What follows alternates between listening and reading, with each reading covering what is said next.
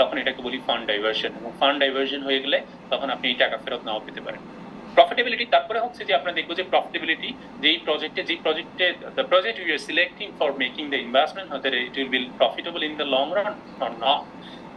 Why profitability is very important for the banks? কারণ because আপনারা বিজনেসের একটা প্রিন্সিপাল, একটা হচ্ছে যে গ্যাপের প্রিন্সিপাল বলেছেন going concern concept. Going concern concept মানে হচ্ছে বিজনেস হচ্ছে যে আজীবনের জন্য চলতে থাকবে। ইট হ্যাজ দ্য ইন্ডিভিজুয়াল, ধরেন হচ্ছে যে এটা হচ্ছে একটা নিজস্ব সত্তা আছে, নিজস্ব নামে এটা আজীবন চলতে থাকবে। এবং এই আজীবন চলতে থাকার যে বিষয়টা, হ্যাঁ, যে এটা তার হচ্ছে যে স্বতন্ত্র ব্যক্তি সত্তা, যেটাকে বলি আমরা সেপারেট ইন্ডিভিজুয়ালিটি, ঠিক আছে, সেটা চলতে গেলে আপনার কি করতে হবে, আপনি হচ্ছে যে যদি ব্যাংক পর্যাপ্ত পরিমাণ প্রফিট করতে না পারে তাহলে কিন্তু এই প্রতিষ্ঠানের টিকে থাকা সম্ভব না। এখন কেন তার প্রফিটেবিলিটিটা বা পর্যাপ্ত পরিমাণ প্রফিট করা ইম্পর্টেন্ট, সে হচ্ছে তার অন্যতম কারণ হচ্ছে সে যে ম্যান পাওয়ার হায়ার করছে, সে যে skill workforce, labour force hire করছে। স্কিল ওয়ার্কফোর্সে বলতে পারি আমরা, লেবার ফোর্সের সঙ্গে কথাটা না এখানে হয়তো সুইটেবল হবে না, ম্যানুফ্যাকচারিং প্ল্যান্টের ক্ষেত্রে বা আরএমজির ক্ষেত্রে হয়তো মোর সুইটেবল, ঠিক আছে। সেই ক্ষেত্রে এমপ্লয়ীদেরকে আমি হচ্ছে যে আমি যদি স্মার্টেস্ট, আমি ব্রাইটেস্ট, আমি মোস্ট স্কিল, মোস্ট সফিস্টিকেটেড আমি যদি আমার এমপ্লয়ীদেরকে রাখতে চাই, তাহলে I have to give them the best salary, best remuneration, best bonuses and the other perquisites মানে হচ্ছে স্যালারি বোনাসের বাইরে যে অন্যান্য যে ফ্রিঞ্জ বেনিফিটস গুলোকে দেই, এগুলোকে আমরা পারকুইজিটস বলে থাকি। তো আপনাকে তারপর হচ্ছে আপনার কস্ট অফ অপারেশন মেনটেন করার জন্য মিনিমাম একটা কস্ট লাগবে, আপনার কিছু ফিক্সড কস্ট আছে, আপনার কিছু ভেরিয়েবল কস্ট আছে, হ্যাঁ, আপনার হচ্ছে কিছু রিসার্চ এন্ড ডেভেলপমেন্টে কিছু ইনভেস্টমেন্ট করতে হয়, আপনার টেকনোলজিক্যাল সলিউশনস কেনার জন্য আপনার ওভারহেড কস্ট বিয়ার করতে হয়। সবকিছু বাদ দেওয়ার পর তারপরে গ্রস ইনকাম যেটা হয় সেটা থেকে আপনি কি করেন, সেটা থেকে আপনাকে গভর্নমেন্টকে ট্যাক্স দিতে হয় একটা সিগনিফিকেন্ট রেটে। গভর্নমেন্টকে ট্যাক্স দেওয়ার পর বাকি যে পোর্শন থাকে সেটা আপনার কাকে দিতে হয়, সেটা আপনার ডিভিডেন্ড আকারে শেয়ার হোল্ডারদেরকে ডিস্ট্রিবিউট করতে হয়। কারণ these are the people who has contributed to your capital, so you have to give them a handsome dividend, and that's why to মানে এই যে all the stakeholders, internal external, এই সবগুলো stake holder গুলোকে আপনি কি করার জন্য, তাদেরকে তাদের বিজনেস মোটিভ, তাদেরকে তাদের এমপ্লয়ি মোটিভ, ঠিক আছে, গভর্নমেন্ট ট্যাক্স পারপাস সার্ভ করার জন্য আপনাকে কি করতে হবে, আপনাকে প্রফিটেবিলিটি এনশিওর করতে হবে। আপনি যদি ইন দ্য লং রান যদি প্রফিটেবিলিটি না হন, তাহলে আপনি টিকে থাকতে পারবেন না মার্কেট কম্পিটিশনে টিকে থাকতে পারবেন না।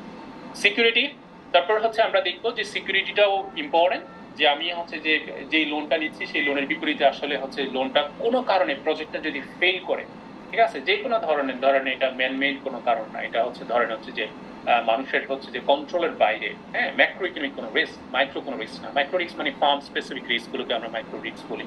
যে ফার্ম স্পেসিফিক রিস্ক মানে ধরেন লেবার আনরেস্ট করলো, এই জন্য কোম্পানি বন্ধ হয়ে গেল, ধরেন হচ্ছে যে কোনো একটা প্রোডাকশনে হচ্ছে যে প্রবলেম হলো, মেজর প্রোডাকশন প্রবলেম হলো, যেমন প্রায় দেখবেন যে কার ম্যানুফ্যাকচারার যারা, প্রায় দেখবেন ভালো কার ম্যানুফ্যাকচারার টয়োটা বা অন্যান্য ভালো ভালো যারা আছে, তারা কিন্তু কোনো একটা কারের মডেলে যদি প্রবলেম হয় পরবর্তী কিন্তু এগুলো বাইব্যাক করে নেয়। ধরেন আপনি 5 বছর গাড়ি চালিয়ে ফেলছেন, তারপরে যখন ধরা পড়ে এবং এটা নিয়ে সমালোচনা শুরু হয়, তখন দেখা যাচ্ছে ওরা কি করে, আপনার এই বাইব্যাক করে নেয় হচ্ছে বায়ারগুলো। তার মানে হচ্ছে দি টেক দ্য রেসপন্সিবিলিটি, যে এটা আমরা ভুল করে ফেলেছি, মেজর একটা ভুল হয়েছে, দিস ইজ আওয়ার রেসপন্সিবিলিটি।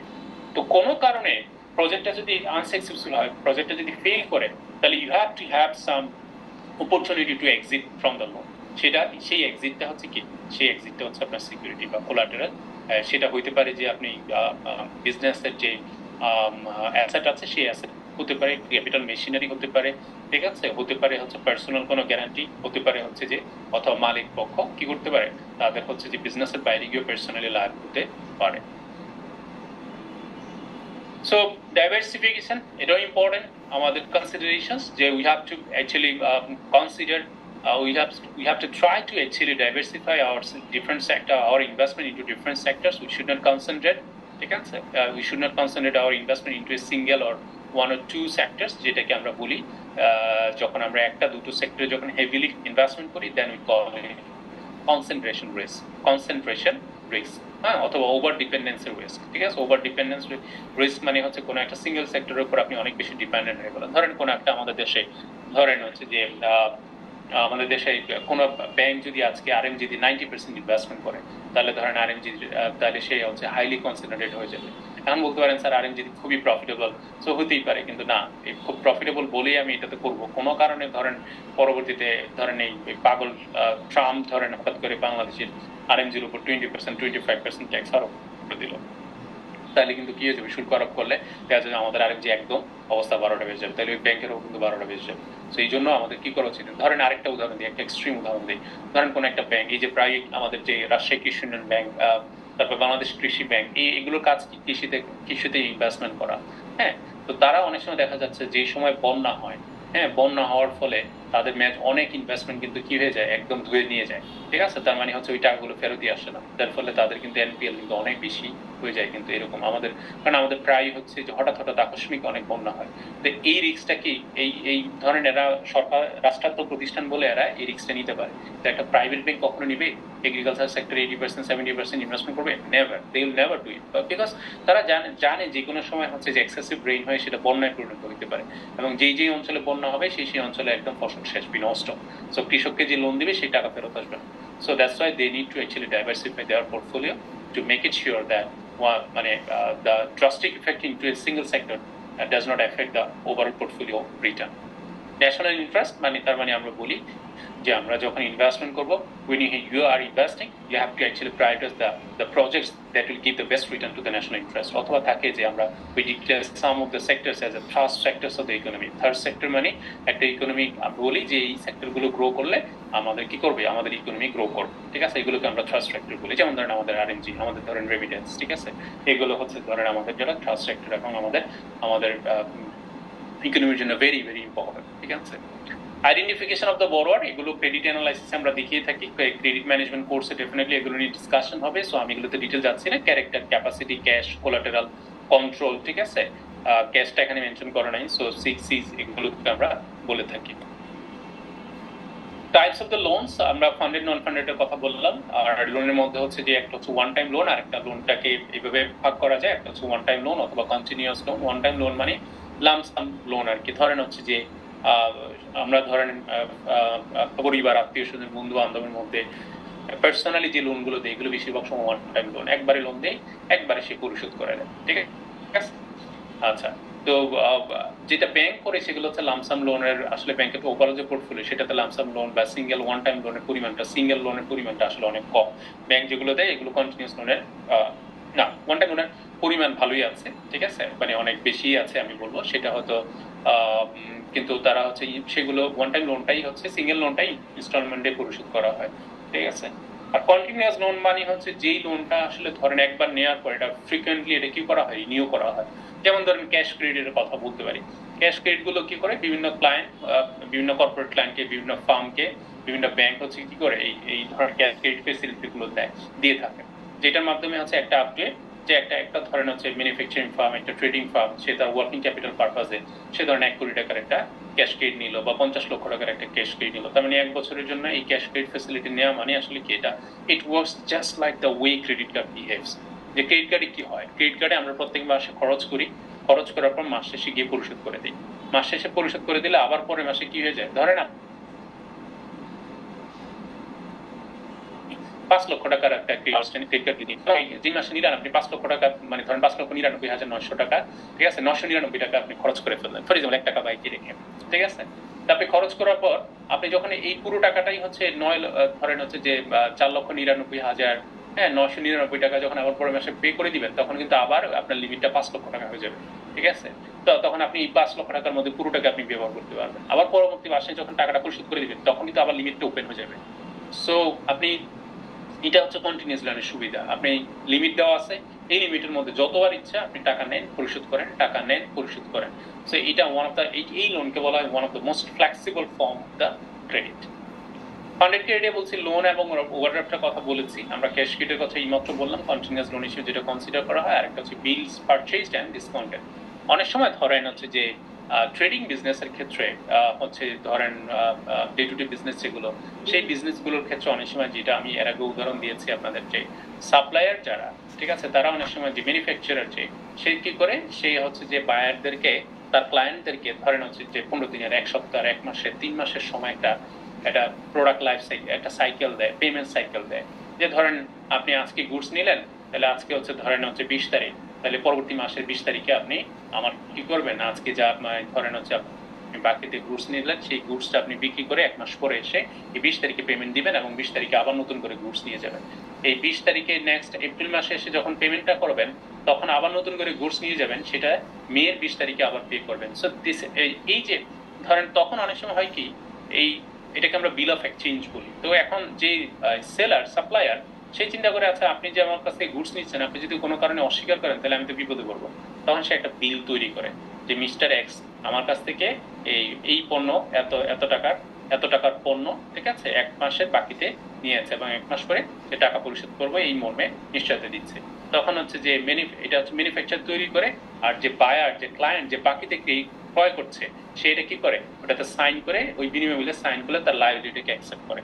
তো যখন হচ্ছে যে এখন কখন দিবে, সাপ্লায়ার তখনই দিবে যে সে অনেকদিন ধরে আমার সাথে বিজনেস করে, সে রেপুটে, তার এই পর্যন্ত কোনো ট্র্যাক রেকর্ড নাই, সে আমাকে পেমেন্ট ঠিক মতো টাইমলি দেয় না, এরকম কোনো ট্র্যাক রেকর্ড নাই, ঠিক আছে, তখনই হচ্ছে সেইটা দিবে, মানে খুবই রিলায়েবল বা ট্রাস্টওয়ার্দি ক্লায়েন্ট দিবে, ঠিক আছে।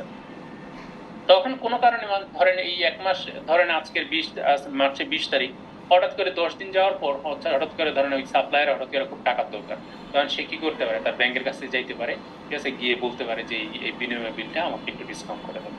এবং সেই ব্যাংকে যদি ওই সেম ক্লায়েন্টের যদি অ্যাকাউন্ট থাকে, ঠিক আছে, তখন সে এবং তার ক্রেডেনশিয়ালস নিয়ে যদি সে সন্তুষ্ট থাকে, তখন সে এটা ডিসকাউন্টিং করে দিয়ে দেয়। ডিসকাউন্টিং করে দেখা যাচ্ছে যে 5%, 6%, 3% একটা কমিশন সে রেখে দেয়, ডিপেন্ড করে কত দিনের জন্য লোনটা দিচ্ছে, কত দিনের জন্য আউটস্ট্যান্ডিং থাকবে, ঠিক আছে।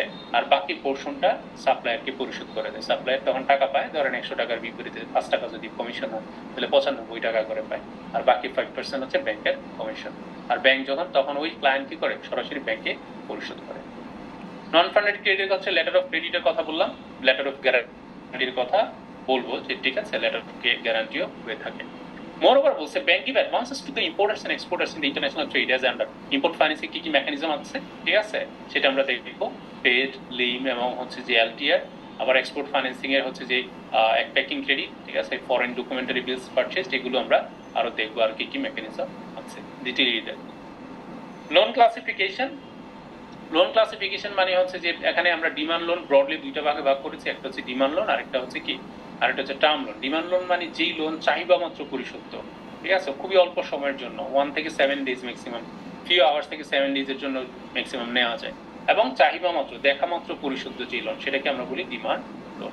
টার্ম লোন মানে হচ্ছে যেই লোনটা স্পেসিফিক একটা টার্মের জন্য আমরা গ্র্যান্ট করে থাকি, সেটাকে আমরা টার্ম লোন বলে থাকি, ঠিক আছে, যে একটা স্পেসিফিক টার্ম থাকবে এখানে, যেটা শর্ট টার্ম হতে পারে, মিডিয়াম টার্ম হতে পারে, লং টার্ম হতে পারে, বাট নর্মালি টার্ম লোনগুলো একটু লং টার্ম লোনই বুঝিয়ে থাকি আমরা। এবার আসি import financing mechanisms. Import financing মেকানিজমে প্রথমে আসি পেমেন্ট এগেইনস্ট ডকুমেন্টস, ঠিক আছে, পেমেন্ট এগেইনস্ট ডকুমেন্টস, যেটা ব্যাংকে পপুলারলি বলে থাকে পিএডি, ঠিক আছে। A payment arrangement in which exporter instructs a bank to hand over the shipping documents and title documents to the importer when the importer fully pays the accompanying bill of exchange or draft. তার মানে হচ্ছে কি, exporter ইম্পোর্টারের মধ্যে একটা কি হচ্ছে সম্পর্ক হচ্ছে, তারা সেল কন্ট্রাক্ট বা সেল ডিডের মাধ্যমে তারা কি করেছে, কন্ট্রাক্ট করেছে, এবং এক পক্ষ আর এক পক্ষের কাছে গুডস বিক্রি করেছে, এবং বলছে যে যখনই শিপিং ডকুমেন্টসটা ধরেন হচ্ছে যে একটা দেশে গিয়ে পৌঁছায়, এবং সেই দেশে তখন শিপিং ডকুমেন্টসটা পৌঁছানোর পর এক্সপোর্টারকে একটা ব্যাংকে, ইম্পোর্টারের দেশে একটা ব্যাংকে দায়িত্ব দেওয়া হয় যে আপনি কি করবেন, ওই ডকুমেন্টসটা হচ্ছে যে ডকুমেন্টসটা তার কাছে পাঠানো হয়, এবং বলে যে ডকুমেন্টসটা আপনি কি করবেন, এটা ইম্পোর্টার যখন ডকুমেন্টসের বিপরীতে পেমেন্ট করে দিবে, তখন আপনি তাকে কি করবেন, ডকুমেন্টসটা হ্যান্ড ওভার করে দিবেন। সো এটাকে বলা হয় পেমেন্ট এগেইনস্ট ডকুমেন্টস। একদিকে ইম্পোর্টারকে গুডসের হচ্ছে যে ডকুমেন্টসগুলো হ্যান্ড ওভার করা হয়, আরেকদিকে ইম্পোর্টার কি করে, সে ওই ব্যাংকের কাছে হচ্ছে এক্সপোর্টের পুরো টাকাটা পরিশোধ করে, মানে ইম্পোর্টের ভ্যালুর পুরো টাকাটা পরিশোধ করে দেয়। তো এটা নিয়ে সে কি করে, ডকুমেন্টসটা নিয়ে সে একদিক দিয়ে পেমেন্ট করে, আরেক দিক দিয়ে ডকুমেন্টস খুঁজে পায়, ডকুমেন্টসটা নিয়ে সে সরাসরি পোর্টে চলে যায়, অথবা ধরেন হচ্ছে যে এখান থেকে ক্লিয়ার করবে, ঠিক আছে, তার গুডসটা হচ্ছে পণ্যটা ক্লিয়ার করে সে তখন তার গোডাউনে নিয়ে আসে, বা পরবর্তী যেটা করতে চায় সে সেটা করে। এটা হচ্ছে সিম্পল প্রসেস। এটা অনেকটা হচ্ছে আমরা যেরকম ক্যাশ অন ডেলিভারি যেটা করি না, যে গুডস অর্ডার দিলেন, পাঠিয়ে দিল গুডসটা, এবং আপনি গুডস দেখে পছন্দ হলে আপনি কি করেন, আপনি টাকা পরিশোধ করে দেন।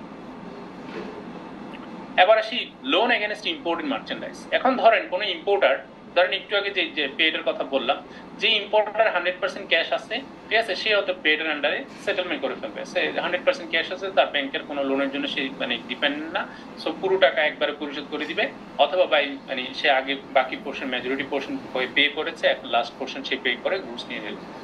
বেশিরভাগ ক্ষেত্রে ইম্পোর্টাররা যেটা করে তাদের কাছে আসলে ইম্পোর্ট এলসি যখন খুলে ইম্পোর্টের ফুল ভ্যালুর জন্য তাদের আসলে they do not have the availability of the fund, তখন তারা কি করে একটা পোর্শন তারা নিজেরা ম্যানেজ করে, ঠিক আছে, যেটা ইকুইটি প্রোভাইড করে, আর বাকি পোর্শনটা ব্যাংকে রিকোয়েস্ট করে যে বাকি আপনার ইম্পোর্টের পেমেন্টটা আপনি করে দেন এবং সেই পেমেন্টটা করে দিয়ে আমাকে আমি যে গুডসটা ইম্পোর্ট করলাম ইম্পোর্টেড গুডস, সেই ইম্পোর্টেড গুডসের বিপরীতে আমাকে একটা ক্রেডিট ফেসিলিটি আকারে দেখিয়ে দেন।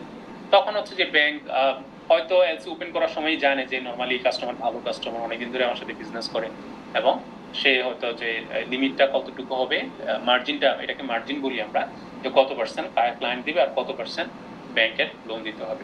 তো বলছে usually importer fails to retire the documents. Retire মানে কি, মানে ওই যে বললাম ব্যাংকের কাছ থেকে জিনিসটা ডকুমেন্টস গুলো বুঝে নেওয়া এবং পেমেন্ট করে দেওয়া। বলছে usually bank fails to retire the document in spite of the repeated reminders from the banker or the bank, or the bank has to clear the goods under the LC at the request of the importer। ঠিক আছে, যে তখন হচ্ছে either bank client fail করে অথবা client ব্যাংকের request করে যে আপনি আমার পক্ষে এই জিনিসটা গুডসটা ক্লিয়ার করেন, তার মানে কি আসলে আপনি আমার পক্ষে টাকা দেন। In both the cases, whether the goods importer fails to retire the documents, ঠিক আছে, or request for clearance of the goods, the outstanding amount under the paid or B is transferred to LIM। B মানে bill of exchange, ঠিক আছে, সেখানে যে outstanding amount থাকে paid এর আন্ডারে, সেই অ্যামাউন্টটা তারা কি করে, তারা এটা একটা লোন আকারে দেখিয়ে রাখে। ঠিক আছে, সো এইটা হচ্ছে যে লোন এগেইনস্ট ইম্পোর্টেড মার্চেন্ডাইজ। তাইলে এখানে হচ্ছে ব্যাংকের বলা সিকিউরিটি বা কোলাটেরালটা কি, সিকিউরিটি বা কোলাটেরাল হচ্ছে ইম্পোর্টিং ক্লায়েন্ট যে গুডসটা ইম্পোর্ট করলো সেটাই তার এখানে সিকিউরিটি বা কোলাটেরাল হিসেবে কাজ করে। সবাই বুঝতে পারছেন তো না? কনফিউশন থাকলে প্লিজ আমাকে বলবেন। হ্যাঁ, ওকে। সো এবার আসি export financing. Export financing mechanism গুলোতে হচ্ছে যে প্যাকিং ক্রেডিট বলি, যে নাম থেকে বোঝা যাচ্ছে যে প্যাকিং ক্রেডিটটা হচ্ছে যে ধরেন কোন একজন এক্সপোর্টার, তার কাছে একটা এক্সপোর্টের অর্ডার আছে, সেই অর্ডারটা প্রডিউস করার জন্য, প্রকিউর করার জন্য, র মেটেরিয়ালস ক্রয় করার জন্য এবং প্যাকেজিং করার জন্য তার ধরেন অনেক ধরনের ক্যাপিটাল, তার ধরনের অনেক কস্ট আছে যেগুলো ইনভলভ, এবং সেগুলো বিয়ার করার জন্য সে একটা লোন নিল, তখন এটাকে আমরা বলি প্যাকিং credit। ঠিক আছে, বলছে it is a short term credit granted by the bank to an exporter for assisting him to buy, process, pack and ship the goods, to buy raw materials, to process the raw materials, to pack and to ship the goods। ঠিক আছে, তার কাছে শিপটা goods করে, মানে sheep করে গুডসটা, এটা হচ্ছে towards the importer। ঠিক আছে, the credit is usually granted extended for payment of the freight, handling charges, insurance and export duties। Normally হচ্ছে যদি আমরা হচ্ছে যে অনেকগুলো ইন্স্যুরেন্সের CIN কস্ট ক্রেডিটেড ইন্স্যুরেন্স, ঠিক আছে, ফ্রি অন বোর্ড, FOB, এগুলো বিভিন্ন মাধ্যম আছে যেগুলো আমরা পরবর্তীতে করব। ঠিক আছে, একদম ডিটেইল করে আমি এগুলো ডিসকাস করব আপনাদেরকে, যাতে করে আপনারা যদি কেউ ব্যাংকে যান বা ফাইন্যান্সিয়াল ইনস্টিটিউশনসে যান, যদি এফএক্স নিয়ে কাজ করে, তাহলে যাতে অবশ্যই আপনাদের এই জিনিসগুলো কনফিউশন না থাকে। ঠিক আছে, নরমালি অনেক সময় যখন এক্সপোর্টার এই বিলগুলো পে করতে হয় তখন সে কি করে, ওইগুলো প্যাকিং ক্রেডিটের মাধ্যমে বিল করে থাকে, এবং নরমালি এগুলোর মেয়াদ হচ্ছে কত, ম্যাক্সিমাম 6 মান্থের জন্য লোনটা দেওয়া। এক্সপোর্ট ট্রাস্ট রিসিপ্টটা কি? এক্সপোর্ট ট্রাস্ট রিসিপ্টটা মানে হচ্ছে যে ধরেন হচ্ছে যে এখন ধরেন হচ্ছে যে কোনো একজন এক্সপোর্টার, সে তার কাছে একটা এক্সপোর্টের অর্ডার আছে, এক্সপোর্টার অর্ডারটা সে এখন প্রকিউর করতে গিয়ে, এক্সপোর্টার অর্ডারটা ফুলফিল করতে গিয়ে সে কি করেছে, তার র মেটেরিয়ালস বাইরে থেকে ইম্পোর্ট করতে হয়। ঠিক আছে, অথবা অন্যান্য বিভিন্ন কারণে তার খরচের প্রয়োজন হয়, ক্যাপিটালের প্রয়োজন হয়, তখন সে কি করে, অনেক সময় ওই কনফার্মড এলসির অফারটা দেখিয়ে, এক্সপোর্টার অর্ডারটা দেখিয়ে সে বিভিন্ন ব্যাংকের কাছ থেকে লোন নিতে পারে।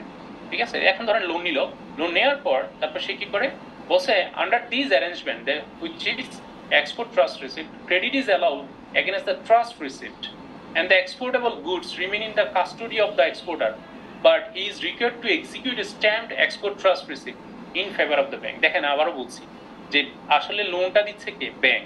ঠিক আছে, ব্যাংক থেকে টাকা নিয়ে আমরা র মেটেরিয়ালস ক্রয় করতেছি, র মেটেরিয়ালস থেকে আমরা সেমি ফিনিশড প্রোডাক্টে কনভার্ট করতেছি, কনভার্ট করার পর সেই জিনিসটা আমরা কি করতেছি, সেই জিনিসটা আমরা যে ইম্পোর্টার তার দেশে আমরা পাঠিয়ে দিই। ঠিক আছে, তো এই যে এখন যদি ধরেন হচ্ছে এক্সপোর্টার, ধরেন এক্সপোর্টারকে লোন দিয়েছে বলে ব্যাংক যদি এই গুডস গুলো, র মেটেরিয়ালস গুলো তার কাছে রেখে দেয়, তাহলে তো এক্সপোর্টার এটাকে ফিনিশ প্রোডাক্টে কনভার্ট করতে পারবে।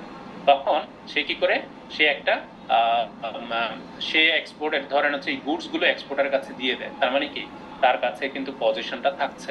তার কাছে থাকছে না, ল্যান্ডারের কাছে থাকছে না পজিশনটা, র মেটেরিয়ালস গুলো এক্সপোর্টার তার নিজের কাছে নিয়ে যাচ্ছে এগুলোকে প্রোকিউর করার জন্য, ঠিক আছে। কিন্তু ব্যাংক এক ধরনের রিস্ক তৈরি হচ্ছে যে কোনো কারণে সিকিউরিটি থাকতেছে না, কোনো কারণে যদি এক্সপোর্টার সে টাকা পরিশোধ না করে যাতে ব্যাংক বিপদে পড়বে, তখন তাকে তাদের মধ্যে একটা কন্ট্রাক্ট সাইন হয়, যেটাকে আমরা বলছি এক্সপোর্ট ট্রাস্ট রিসিপ্ট, ঠিক আছে। বলছে রিকোয়ার্ড টু এক্সিকিউট স্ট্যাম্প মানে অফিসিয়াল স্ট্যাম্প থাকতে হবে, ঠিক আছে, export trust receipt in favour of the bank where a declaration is made that exportable declarationটা বলা থাকে যে exportable goods has been prepared has been procured or purchased with the financial assistance from the bank or held by him মানে কি, held by exporter in trust for the bank।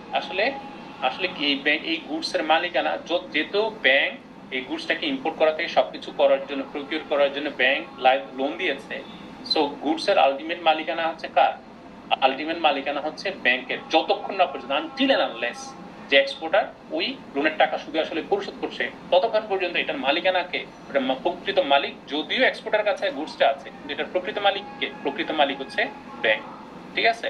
এবং এই প্রকৃত মালিক ব্যাংকের পক্ষে এক্সপোর্টার আসলে এজেন্ট হিসেবে কাজ করতেছে, মানে ব্যাংকের কাজটা কি মাত্র এজেন্ট হিসেবে কাজ করা। হ্যাঁ, ব্যাংক এজেন্ট থেকে ফুল ওনারশিপে যাবে কখন, এক্সপোর্টার ফুল এজেন্সিশিপ থেকে সে ফুল ওনারশিপে কখন যাবে? যখন সে ব্যাংকের থেকে যে লোনটা নিয়েছে সেই লোনের টাকাটা সুদে আসলে পরিশোধ করে দিবে, তখন এটার মালিকানাটা কি হয়ে যাবে? অটোমেটিক্যালি এক্সপোর্টারের কাছে চলে আসবে। তো এখানে হচ্ছে যে ব্যাংক আসলে কি করতেছে, শুধুমাত্র তার বিশ্বাসের উপর বেসিস করে, হ্যাঁ, তো রিলেশনশিপের উপর, ব্যাংকার কাস্টমার রিলেশনশিপের উপর বেসিস করে, ঠিক আছে। সে তাকে কি করতেছে, তাকে ট্রাস্ট করতেছে এবং বলতেছে okay I trust you, here are the documents, you take it, you sell the goods, collect the money and then pay me back, ঠিক আছে। we are trusting you to do that on behalf of the bank। তার মানে আসলে সে কি করতেছে, এক্সপোর্টারকে এই ট্রাস্টটা করতেছে, এই জন্য এটাকে বলা এক্সপোর্ট ট্রাস্ট রিসিপ্ট। এই রিসিপ্টের বিপরীতে ব্যাংক লোন দিচ্ছে, সেই লোনের টাকা নিয়ে এক্সপোর্টার গুডস বাই করতে, র মেটেরিয়ালস বাই করতেছে, গুডসটাকে প্রকিউর করে প্রডিউস করে সেটাকে রেডি প্রোডাক্ট করতেছে যাতে করে সে বিক্রি করতে পারে। এখানে এক্সপোর্টার একনলেজ করে কি হোল্ডার, মানে সে as a holder, as an agent of the goods, as an agent of the bank, not as the owner of the goods himself, ঠিক আছে। সে ব্যাংকের পক্ষে এজেন্ট হিসেবে কাজ করতেছে কিন্তু গুডস এর মালিক হিসেবে না। যেমন আরেকটা উদাহরণ দিই, আপনারা বিভিন্ন জায়গায় দেখেছেন বিভিন্ন ফ্ল্যাট বাড়ি জমির সামনে লেখা থাকে, হ্যাঁ, এই বাড়িটি হচ্ছে এই ব্যাংকের এই শাখার নিকট দায়বদ্ধ অথবা এই ব্যাংকের ফাইন্যান্সিয়াল অ্যাসিস্ট্যান্স দিয়ে কেনা হচ্ছে, দেখেছেন কখনো? বিভিন্ন বিলবোর্ড লাগানো থাকে। তার মানে আসলে কি বোঝাতে চায়, সে যদি বাড়ি মালিক যদি কোনো কারণে বাড়িটা বিক্রি করে পলায় যেতে চায়, ঠিক আছে, পলায়ন দিতে চায়, সেক্ষেত্রে সে জানবে যে আসলে সে আসলে এটা নিজের টাকা দিয়ে বাড়িটা করেন, এটা ব্যাংকের থেকে টাকা লোন নিয়ে সেই বাড়িটা করেছে, সো সে ব্যাংকের মানে মর্টগেজ এটাতে আছে। তো এইটা হচ্ছে ট্রাস্ট রিসিপ্ট, এবং ট্রাস্ট রিসিপ্ট দিয়ে কিন্তু প্রচুর ফ্রড হয়, ঠিক আছে, ট্রাস্ট রিসিপ্ট দিয়ে ফ্রড করা যায়। Loan against red close letter of credit, ঠিক আছে। রেড ক্লোজ লেটার অফ ক্রেডিটের মূল জিনিসটা বলি, আর আগে আমি এলসি একটা চ্যাপ্টার নিয়ে কথা বলেছি, ঠিক আছে। সো যে চ্যাপ্টারতে যেই ক্লাসটাতে আমাদের একটু প্রবলেম হচ্ছিল, স্লাইড ওপেন হচ্ছিল, আমাদের নিশ্চয়ই মনে আছে। রেড ক্লোজ লেটার অফ ক্রেডিটের মূল জিনিসটা ছিল যে এক্সপোর্টার সে এক্সপোর্ট করবে কিন্তু তার এক্সপোর্ট করার জন্য আসলে তার পর্যাপ্ত পরিমাণ ফাইন্যান্সিয়াল সাপোর্ট নাই, ঠিক আছে। সে তখন ইম্পোর্টার যখন তাকে এক্সপোর্ট অর্ডারটা দেয়, ঠিক আছে, তখন সে কি বলে, ইম্পোর্টারকে শর্ত দেয় যে আপনি আমাকে কিছু অ্যাডভান্স পেমেন্ট করতে হবে, অ্যাডভান্স পেমেন্ট না করলে আমি গুডসটা রেডি করতে পারবো না। তখন হচ্ছে ইম্পোর্টার দেখে আরে এই সাপ্লায়ার খুব ভালো, এই এক্সপোর্টার খুব ভালো, তার কাছে ডিমান্ড অনেক বেশি, সো তাকে আমার সাপোর্ট দিতেই হবে, সাপোর্ট না দিলে সে আমাকে গুডস দিতে পারবে না। তখন সে ধরেন 2টা ইনস্টলমেন্ট 3টা ইনস্টলমেন্ট ফার্স্ট ইনস্টলমেন্টে শর্ত দিয়ে দেয় যে আমি প্রথম 20% ফার্স্ট পেজে দিব, ফার্স্ট পেজে আপনি এই কাজ করতে হবে, ফার্স্ট পেজে এই কাজগুলো শেষ করার পর তখন আপনি সেকেন্ড পেজের টাকা পাবেন, সেকেন্ড পেজে এই কাজগুলো শেষ করার পর আপনি থার্ড পেজের টাকা পাবেন, এইভাবে করে তাকে টাকাটা দেওয়া হয়। এই যে শর্ত দেয় যে আমাকে অ্যাডভান্স টাকাটা দিতে হবে, এই তখন এলসি ওপেন করার সময় এটা হচ্ছে রেড ইঙ্কে লেখা থাকে, এই শর্তটা, এই ক্লজটা রেড ইঙ্কে লেখা থাকে লাল কালিতে, এই জন্য এটাকে বলা হয় red clause letter of credit. Clause মানে কি, শর্ত, হ্যাঁ, ঠিক আছে, কন্ডিশনস, ঠিক আছে, কোভেনেন্স। সো এই জিনিসটা হচ্ছে এই জন্য তখন এটা রেড ইঙ্কে লেখা থাকে, এবং সেই যে ব্যাংক যে এটা এলসিটা ওপেন করে সে তখন কি করবে, সে তখন তাকে এই সাপোর্টটা দিয়ে থাকে। এটা নিয়ে কারো কোনো কনফিউশন আছে? না স্যার, that's great. So এবার হচ্ছে payment against document send for collections. এখানে বেসিক্যালি ব্যাংক যেটা করে, ব্যাংক হচ্ছে এক্সপোর্টারের পক্ষে, সে আসলে কি কালেকশনের দায়িত্ব নেয়, এজেন্ট হিসেবে কাজ করে। when the banks handle export bills on collection basis মানে কি এক্সপোর্টার তার গুডসটা পাঠিয়ে দিয়ে তার গুডসের ডকুমেন্টসটা ব্যাংকের কাছে জমা দেয় যে ভাই আমি এই জিনিস এক্সপোর্ট করছি, আমাকে এই এক্সপোর্টের টাকাটা, এই এক্সপোর্টের প্রসিডসটা আপনি আদায় করে দেন। তখন এটাকে বলা হয় যে payment against documents send for collections. ঠিক আছে, সে একদিক দিয়ে ডকুমেন্টস প্রোভাইড করে, তার আরেক দিক দিয়ে হচ্ছে কি করে, এখানে হচ্ছে পেমেন্টটা নিয়ে থাকে। It may simply acts as an agent of the customer. The bills are accepted for collection when the exporter is unable to negotiate it because of the absence of the LC, maybe LC9, অথবা হইতে পারে যে exporter does not enjoy high reputation which is needed to sell the bill to the banker। ঠিক আছে, সে ব্যাংকের কাছে এটা বিল বিক্রি করতে তার অত ভালো রেপুটেশন নাই, তখন সেটা কি করে আদায় করতে দেয়, আর তাকে বলে যে আপনি আমাকে আর্লি পেমেন্ট করে দেন। ঠিক আছে, তো আর্লি পেমেন্ট করলে ব্যাংক এগেইন এখানে কি করে, ওই যে ডিসকাউন্টিং অফ এক্সপোর্ট বিলস। ঠিক আছে, এক্সপোর্ট বিলটা বলে যে জমা দিলাম, আমি 1 মাস পরে টাকাটা পাবো, আমাকে টাকাটা দেন। ঠিক আছে, কি করেন, আমার কিছু টাকা দরকার, আর্জেন্ট টাকা দরকার, তখন ব্যাংক আর্লি পে করলে সেটা বিপরীতে সে একটা কমিশন পেতে যাবে। বিলস ডিসকাউন্টেড এন্ড পারচেজড। ঠিক আছে, হচ্ছে যে বিলস ডিসকাউন্টেড হচ্ছে যে পারচেজডে এখানে হচ্ছে বিলগুলো বিভিন্ন রকমের হয়ে থাকে। একটা হচ্ছে ক্লিন বিল আর একটা হচ্ছে ডকুমেন্টারি বিল। ঠিক আছে, সেটা হচ্ছে যে ক্লিন বিল মানে হচ্ছে যেই বিলের সাথে আসলে কোনো ধরনের ডকুমেন্টস অ্যাটাচ করতে হয় না, কোনো ধরনের ডকুমেন্টস সংযুক্ত করতে হয় না, সেটাকে ক্লিন বিলস বলা হয়। আর ডকুমেন্টারি বিলস মানে হচ্ছে যেমন লেটার অফ ক্রেডিটকে এই জন্য ডকুমেন্টারি লেটার অফ ক্রেডিট বলা হয়, কারণ লেটার অফ ক্রেডিটের সাথে এলসির সাথে অনেক ধরনের ডকুমেন্টস অ্যাটাচ করতে হয়। ঠিক আছে, তো ডকুমেন্টারি বিলস মানে যেই বিলের সাথে ডকুমেন্টস গুলো ধরেন অ্যাটাচ করা থাকে। হ্যাঁ, এটা হচ্ছে ধরেন হচ্ছে যে এটা কি ইনভয়েস থাকে, তাদের চুক্তিপত্রের কপি থাকে, এই জিনিসগুলো এখানে অ্যাটাচ করা থাকে, তখন এটাকে বলে documentary bill of credit. Demand bills and usance bills. Demand bills মানে যেই বিল বসে when a bill is payable at ধরেন অন ডিমান্ড, এট সাইট মানে কি দেখা মাত্র, অন প্রেজেন্টেশন প্রেজেন্ট করা মাত্র। ঠিক আছে, ধরেন একজন পাওনাদার একজন দেনাদার। ঠিক আছে, এখন দেনাদার যখনই পাওনাদারের কাছে বলবে যে এই নেন আপনি টাকা দেওয়ার কথা আজকে, দেওয়া মাত্র, এট সাইট মানে কি আপনি দেখা মাত্র এটা পরিশোধ করবে, অন প্রেজেন্টেশন মানে কি প্রেজেন্ট করা মাত্র আপনি পরিশোধ করবেন, অন ডিমান্ড মানে সে যখন চাইবে তখন পরিশোধ করবে। আর ইউসেন্স বিল মানে বকেয়া বিল, আসলে যেই বিলটা 3 মাস 15 দিন 1 মাস এরকম একটা ম্যাচুরিটি টাইম থাকে। ঠিক আছে, তখন এটা হচ্ছে গ্যাপ থাকে, যে ট্রানজেকশন হওয়ার পর ওই সময়টা দেওয়া হয় পেমেন্টটা করার জন্য, তখন এটাকে বলি আমরা ইউসেন্স বিলস। অ্যাডভান্সেস হচ্ছে যে এটা নিয়ে কথা বলছি, কারেন্ট অ্যাকাউন্টের বিপরীতে ওভারড্রাফট ফ্যাসিলিটি দেওয়া হয়, অথবা স্যালারিড পার্সনদের বিপরীতেও অনেক সময় দেওয়া হয়, কারণ হচ্ছে ইট ইজ ভেরি সেফ। হ্যাঁ, কারণ হচ্ছে যে স্যালারিড পার্সনের বিপরীতে লোন দেখতে রয়েছে, ধরেন হচ্ছে যে আপনি যে প্রতিষ্ঠানে জব করেন, ঠিক আছে, সেই প্রতিষ্ঠানের হচ্ছে ধরেন হচ্ছে তারা হচ্ছে তাদের অ্যাকাউন্টটা, স্যালারি অ্যাকাউন্টটা মেনটেন করে কোনো একটা এবিসি ব্যাংকের সাথে। ঠিক আছে, আপনি ধরেন ডিবিসি কর্পোরেশন, আপনার ব্যাংক হচ্ছে এবিসি ব্যাংক, তো আপনি হচ্ছে ডিবিসি কর্পোরেশন থেকে এখন ধরেন এবিসি ব্যাংকে কি করেন, যেহেতু স্যালারি হয় প্রত্যেক মাসে, হঠাৎ করে আপনার কোনো মাসে একটা ক্রাইসিস হলো, ফ্যামিলি একটা ক্রাইসিস, আপনার আর্জেন্ট টাকা দরকার, তাহলে এবিসি ব্যাংক চাইলে কিন্তু আপনাকে আপনার স্যালারি, আপনি মান্থলি যে স্যালারি পান তার মধ্যে একটা অ্যামাউন্ট সে আপনাকে কি করতে পারে, সে ইজিলি দিতে পারে, ওভারড্রাফট ফ্যাসিলিটি দিতে পারে। কেন দিতে পারে? কারণ সে জানে সে যতক্ষণ চাকরি থাকবে ততক্ষণ পর্যন্ত সে তার স্যালারি আমার অ্যাকাউন্টেই হবে, সো সে ইজিলি হচ্ছে কি করতে পারে, সে লোনটা কিন্তু দিতে পারে, এবং এটা দিয়ে লোনটাও দিল, সাইড বাই সাইড এখানে তার একটা কমিশনও অথবা একটা ইন্টারেস্টও সে ওটা চার্জ করবে। এই জন্য এটা মোটামুটি সেফ, মানে বেশ ভালো সেফ। যেমন ধরেন আমাদের ঢাকা ইউনিভার্সিটিতে, ধরেন হচ্ছে আমাদের ঢাকা ইউনিভার্সিটির সব শিক্ষক কর্মচারী সবার হচ্ছে স্যালারি এখন কিন্তু সোনালী ব্যাংকে, যে ডিইউ ক্যাম্পাসে সোনালী ব্যাংকে। তো দেখবেন যে সোনালী ব্যাংক কিছুই করা লাগে না, শুধুমাত্র এই কাস্টমারদের এত বড় ক্লায়েন্ট বেস, ঠিক আছে, সো এদের সার্ভিস দিতে গেলেই এদের ভালো আর্নিংস আসে এখান থেকে। কারণ কি, কারণ ধরেন আমাদের অনেক সময় স্টাফরা দেখা যাচ্ছে ফ্যামিলি ক্রাইসিস হলে তারা প্রায় হচ্ছে এই ধরনের ফেসিলিটি গুলো নেয়, এবং এটা খুব সেফ, কারণ যেহেতু চাকরি ছেড়ে যাওয়ার সুযোগ নেই, ঢাকা ইউনিভার্সিটি চাকরি অথবা ধরেন যেহেতু গভর্নমেন্ট জব, ঠিক আছে, এখানে এমন সুযোগ নেই যে ঢাকা ইউনিভার্সিটি থেকে চাকরি ছেড়ে দিয়ে গিয়ে বরিশাল ইউনিভার্সিটি থেকে জয়েন করবে বা চিটাগং ইউনিভার্সিটি গিয়ে জয়েন করবে, এরকম সুযোগ নেই। সো যার ফলে তার স্যালারি এখনটা শুধুমাত্র যদি চাকরি থাকে তাহলেই সেফ থাকে, মানে তার বিপরীতে লোন দেওয়া আছে। ওভারড্রাফট ফ্যাসিলিটি, ক্লিন ওভারড্রাফট মানে যে ওভারড্রাফটের জন্য কোনো সিকিউরিটি ডকুমেন্টস কোনো কিছু প্রয়োজন হয় না, ঠিক আছে, কোলাটেরাল প্রয়োজন হয় না, সেটাকে আমরা তখন ক্লিন ওভারড্রাফট করতে পারি। ওভারড্রাফট এগেইনস্ট সিকিউরিটি, বিভিন্ন ধরনের সিকিউরিটি দিতে পারে। একটা হচ্ছে এফডিআর, আপনার ওই ব্যাংকে এফডিআর আছে, আপনারা জানেন যে ব্যাংকে যারা আছে তারা বেশিরভাগই জানেন যে এফডিআর এর বিপরীতে ব্যাংকে মানে যে কোনো ক্লায়েন্ট ইজিলি লোন নিতে পারে, 80% বা 85% পর্যন্ত লোন নিতে পারে। হ্যাঁ, যদিও 80% বা 85% পর্যন্ত লোন নেয়, কিন্তু তার বিপরীতে আবার কি করতে হয়, তাকে একটা ইন্টারেস্ট দিতে হয়, যে তাকে এফডিআর এর যে রেট তার থেকে 2% বা 2.5% বেশি ব্যাংক চার্জ করে। লাইফ ইন্স্যুরেন্স পলিসি বিপরীতে হইতে পারে।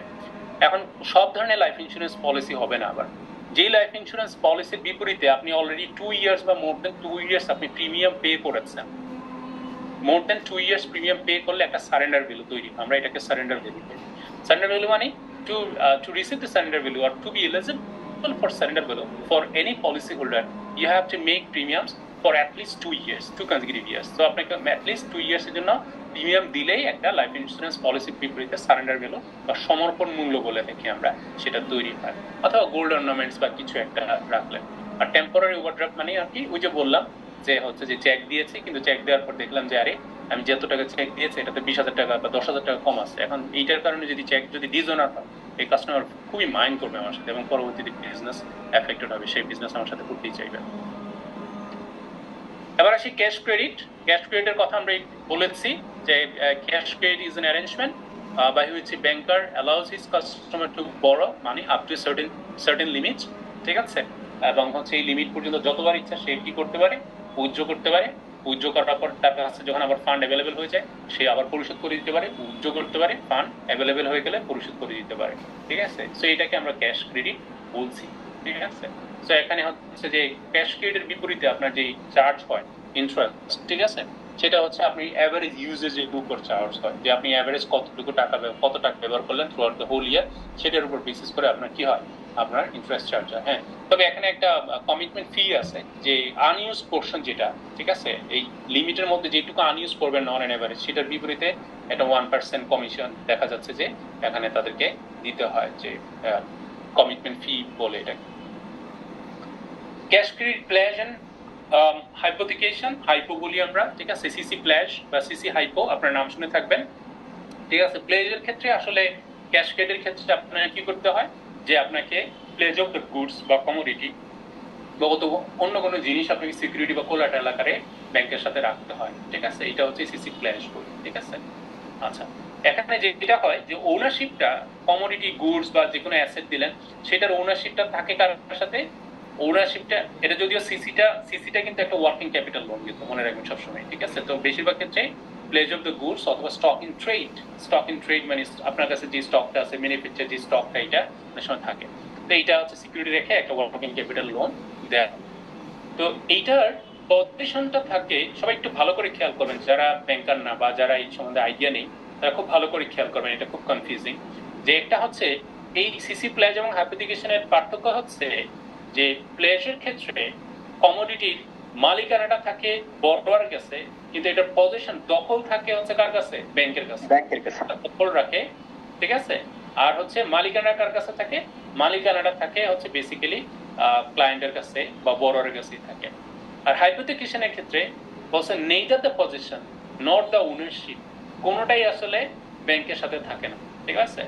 সো ব্যাংকের সাথে থাকে না, বাট এটা হচ্ছে যে কিন্তু এখানে হচ্ছে হাইপোথিকেশনের একটা ডিড বলে, ওই যে একটু আগে ট্রাস্ট রিসিপ্টের মতো করে একটা কথা বলেছিলাম, এখানে ওই ডিড বলে একটা হিডেন একটা, ধরেন এটাকে কি বলা যায়, একটা ক্লজ থাকে, যে ক্লজটা মানে হচ্ছে যে বেসিক্যালি যে এটা যতক্ষণ না পর্যন্ত টাকাটা পরিশোধ হয় হাইপোথিকেশনের আন্ডারে, ততক্ষণ পর্যন্ত কি করা হবে, এটা ক্লায়েন্টের লায়াবিলিটি, অথবা ক্লায়েন্ট হচ্ছে সে নিজে ডিল করতেছে as an agent of the bank. এটাই বলছে যে cash credit is sometimes allowed against the hypothecation of the goods. In this case, the ownership and possession of the goods remains with the borrower, although the banks take the possession of the goods if the borrower defaults. এখানে ওই যে hidden clause বলে, যদি borrower default করে naturally এটার মালিকানা কার কাছে চলে যাবে, ন্যাচারালি চলে যাবে মানে এটা হাইপোথিকেটেড ব্যাংকের কাছে চলে যাবে। এই জন্য আমি বলার চেষ্টা করেছি, দেখেন যে খুব ছোট করে ব্লু কালারে দেখেন, physical control over the client, ঠিক আছে। Physical control of the asset is over the client, more risky. কেন রিস্কি? কারণ ব্যাংকের সাথে কোনো সিকিউরিটি বা কোলাটেরাল থাকতেছে না। Suitable for large and reputed businesses with more internal flexibility. এটা শুধুমাত্র ব্যাংক কাদেরকে দিবে, খুবই রেপুটেড ক্লায়েন্ট, খুবই বড় বিজনেস ক্লায়েন্ট, যারা এগুলো নিয়ে কখনো নয়ছয় করবে না, যাদের সাথে কোনো রিস্ক নেই। Clients can use and benefit from it without banks permission. কারণ যেমন ধরেন আচ্ছা আপনারা একটা বাস সার্ভিস ছিল, আমি জানি না আপনারা দেখেছেন কিনা, সালসাবিল বাস সার্ভিস, এটা মনে হয় মোস্ট প্রবাবলি নিউ মার্কেট থেকে ধরেন হচ্ছে যে রামপুরা বা ওই সাইডটাতে চলতো। তো এই ব্যাংকের পিছনে লেখা ছিল this bank is হাইপোথিকেটেড two Islami bank Bangladesh limited. কেউ কেউ বলতে পারেন সালসাবিল চলেছেন কিনা কখনো? হ্যাঁ চলেছে স্যার, সালসাবিল আগে ছিল, এখন আর ওই নামে নাই স্যার। নেই না মুশিল সাহেব, এখন নেই? না না স্যার। তো এইটা দেখেন, এইটা হচ্ছে কি, এই এই এইটা কিন্তু হচ্ছে মুভেবল গুডস, ঠিক আছে, মুভেবল একটা প্রপার্টি। এন্ড ব্যাংক কিন্তু কি করতে পারবে না, ব্যাংক কিন্তু এই মুভেবল গুডস জিনিসটা আটকে রাখতে পারবে না। কারণ বাসকে কিনতে ব্যাংক সাপোর্ট দিল, কিন্তু সেটার জন্য যদি বাসকে আটকে রেখে দেয়, ঠিক আছে, বলে যে ঠিক আছে আমি লোন দিয়েছি, আমি গোডাউনে আমার আটকে রাখবো, তাহলে তো বাস আর্নিংস করতে পারবে না। যেমন ধরেন এই যে কার লোন গুলো যেগুলো হয়, কার লোন গুলো ঠিকই সেম মেকানিজমে চলে। ব্যাংক লোন দেয় হচ্ছে যে বড়োয়ারকে কার বাই করার জন্য, কিন্তু এখন যদি বলে যে ঠিক আছে আমি লোন দিয়েছি, যতদিন না টাকা পরিশোধ হবে এই কার হচ্ছে আমার গোডাউনে থাকবে, তাহলে হবে? কার লোনের the very essence of the car loan, the মেকানিজমই কাজ করবে না। কথা নিশ্চয়ই বুঝতে পারছেন। মুভেবল গুডস এর ক্ষেত্রে তখন কি করা, হাইপোথিকেশনটা হয়ে থাকে। তখন হচ্ছে যে ব্যাংক আলটিমেটলি কোনো কারণে বড়োয়ার পরিশোধ না করলে আলটিমেট মালিকানা ব্যাংকের কাছে চলে যাবে। প্লেজের ক্ষেত্রে বলছি যে physical control over bank less risky, যেহেতু তার কাছে সিকিউরিটি থাকে, suitable for less credit worthy clients অথবা ছোট ক্লায়েন্টদের জন্য, gets access only with, মানে ওই অ্যাসেট বা প্রপার্টিতে বা কমোডিটিতে অ্যাক্সেস করতে পারে with only with the permission from the banks. এবার আসি non funded credit. Non funded credit letter of credit, এটা নিয়ে বলার কিছু নেই, ঠিক আছে। এর বাইরে দুইটা জিনিস নিয়ে বলি, একটা হচ্ছে bid bond and performance bond. Bid bond হচ্ছে কি, যে বিট বন্ড হচ্ছে আপনি ধরেন হচ্ছে যে কোনো একজন ক্লায়েন্ট কোনো একটা হচ্ছে যে ধরেন যেটাকে বলি আমরা হচ্ছে গভর্নমেন্টের কোনো প্রজেক্টে অথবা কোনো ব্যক্তি, ইন্ডিভিজুয়াল ব্যক্তি অথবা ইন্ডিভিজুয়াল কোনো ফার্ম, তারা হচ্ছে একটা ধরেন তাদের ফ্যাক্টরি কনস্ট্রাক্ট করার জন্য বাইরে থেকে কি চাচ্ছে, ধরেন টেন্ডার আহ্বান করলো এবং কেউ টেন্ডারে অংশগ্রহণ করার জন্য তখন হচ্ছে যে কি করে বিট বন্ডটা প্রয়োজন হয়। বিট বন্ডটা মানে হচ্ছে কি, যে আসলে এই টেন্ডারে অংশগ্রহণ করার মতো ফাইন্যান্সিয়াল ক্যাপাবিলিটি, ঠিক আছে, তার আছে, এই মর্মে একটা গ্যারান্টি দেয়, ঠিক আছে। এই গ্যারান্টিটা ব্যাংক নরমালি দেয় তার ক্লায়েন্টের পক্ষে, যে ক্লায়েন্টটা ওই ধরনের কাজ করে আর কি, সেই ক্লায়েন্টের পক্ষে, ঠিক আছে। তো এই বিট বন্ডটা পেলে তখন সে কি করতে পারে, সে বিডিং প্রসেসে অংশগ্রহণ করতে পারে, ঠিক আছে। সো এই বিট বন্ডটা প্রয়োজন হয় কখন, অকশনের ফেজে, ঠিক আছে, মানে সরি অকশন না, কি বলবি, টেন্ডারের ফেজ, ঠিক আছে, কাজ পাওয়ার আগের ফেজে আর কি, যে যখন তারা কল করে, টেন্ডার কল করে, টেন্ডার অংশগ্রহণ করার জন্য এটার প্রয়োজন হয়। আর পারফরমেন্স বন্ডটা হচ্ছে যে টেন্ডার আহ্বান করা হয়েছিল এবং টেন্ডারের মধ্যে অনেকেই পার্টিসিপেট করেছে, অনেক ইন্টারেস্টেড বায়ার পার্টিসিপেট করেছে, অনেক ইন্টারেস্টেড গ্রুপ করেছে, ঠিক আছে, বা যেগুলো যাদেরকে আমরা কন্ট্রাক্টর বলে থাকি আর কি, ঠিক আছে। এর মধ্যে আমরা একটা ফার্ম হচ্ছে একজনকে সিলেক্ট করেছে। এখন এই সিলেক্ট করার পর তাকে কাজ দেওয়ার জন্য আরেকটা গ্যারান্টি নেওয়া হয়, সেটাকে বলা হয় পারফরমেন্স গ্যারান্টি। যেই কাজটা নেওয়ার পর সে কোয়ালিটি মেনটেন করে টাইমলি প্রজেক্টটা শেষ করবে এবং তার সেই ক্যাপাবিলিটি আছে, ঠিক আছে, এবং টাইমলি শেষ করবে, এই মর্মে গ্যারান্টি দিচ্ছে। এই জন্য একটা পারফরমেন্স বন্ডের প্রয়োজন হয়, যে পারফর্ম করবে according to the promise, according to the deeds of that, according to the terms and conditions of the contract. তখন এটার জন্য একটা ব্যাংকের আরেকটা গ্যারান্টি প্রয়োজন হয়। আমি দেখবেন, আমি জানি না গ্রামেগঞ্জে আপনারা কখনো দেখেছেন কিনা, যে ধরেন একটা ব্রিজ করেছে, যে ধরেন 5 বছর 6 বছর হয়ে গেছে, কিন্তু ব্রিজের কাজ শেষ, অলমোস্ট শেষ, শুধুমাত্র কানেক্টিং রোডটা একটু কানেক্ট করবে, সেই রোডটা কানেক্ট করতেছে না বলে ব্রিজের কাজটা ইনকমপ্লিট হয়ে পড়ে আছে বছরের পর বছর। এরকম আগে এরকম প্রায় করতো বিভিন্ন কন্ট্রাক্টররা, এখনো করে না যেমন না, ঠিক আছে। তারা হচ্ছে যে বলে যে কস্ট বেড়ে গেছে, এই বেড়ে গেছে, এইসব উদাহরণ দিয়ে মানে গভর্নমেন্টকে প্রেশারাইজ করে যে তারা যাতে বাজেট বাড়ায়, না বাড়ালে তখন তারা কাজ অর্ধেক কমপ্লিট রেখে বা আংশিক করে যে চলে যায়, তখন পলায়ন করে আর ইভেন হচ্ছে যে রেজিম চেঞ্জের কারণে অনেক প্রজেক্ট এরকম হয়েছে। তো এইসব কারণে তখন দেখা যায় government public infrastructure, public welfare maximise করার জন্য এই প্রজেক্টগুলো নেয়, কিন্তু পরবর্তীতে দেখা যায় কি এগুলো ক্ষতিগ্রস্ত। এই জন্য এই ক্ষতির হাত থেকে বাঁচার জন্য এই পারফরমেন্স বন্ডের গ্যারান্টিটা ব্যাংক থেকে নিয়ে থাকে। আর গ্যারান্টিটা হচ্ছে যে মানে letter of guarantee for any specific purpose bank হচ্ছে গ্যারান্টি ইস্যু করে থাকে, ঠিক আছে। সেগুলো এক পক্ষ আরেক পক্ষকে দিয়ে থাকে, ব্যাংকের গ্যারান্টি হলে তখন তারা রিলাই করতে পারে। সো আপনাদের যদি কোনো কোয়েশ্চেন থাকে আমাকে বলতে পারেন, যদি না থাকে তাহলে আমি হচ্ছে যে অ্যাটেন্ডেন্সটা নিচ্ছি। খুবই ছোট চ্যাপ্টার, তাই না? আর একটু বড় হওয়ার দরকার ছিল।